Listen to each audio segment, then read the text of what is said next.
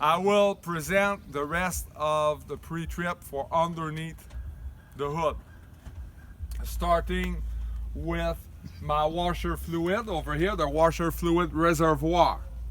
There is no dipstick, there is no eyesight glass, so all you need to do is to take off the cap, make sure it's at the adequate level, and put the cap back.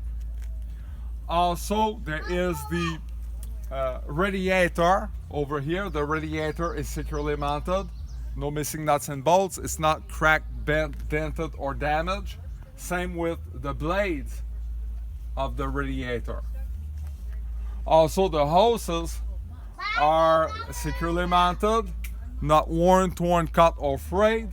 The clamps are into place. They are not leaking. There is no soft bulging spot outside indicating possible damage inside. Securely mounted, no missing nuts and bolts, not worn, torn, cut, or frayed. There is the air filter over here. The air filter is securely mounted, no missing nuts and bolts. It is not obstructed, not clogged up with debris, and it is not cracked, bent, dented, or damaged. Over here we see the alternator. The alternator is securely mounted, no missing nuts and bolts.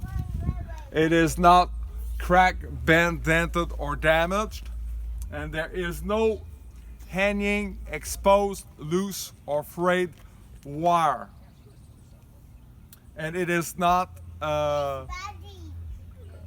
also, I need to mention the water pump. The water pump is right over here.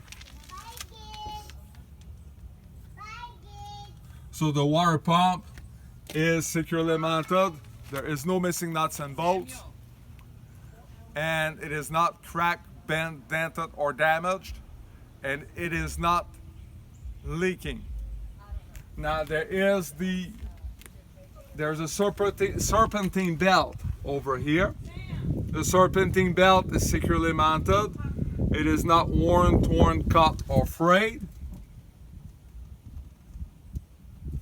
And there should be a play of no more than 3/4 of an inch, and it runs both the alternator and the water pump. Also, there is the power steering. We cannot see it, but the power steering is underneath. We need not to be confused with the power steering fluid that I talked about in another video, and the power steering itself, which is underneath. So you need to mention that it is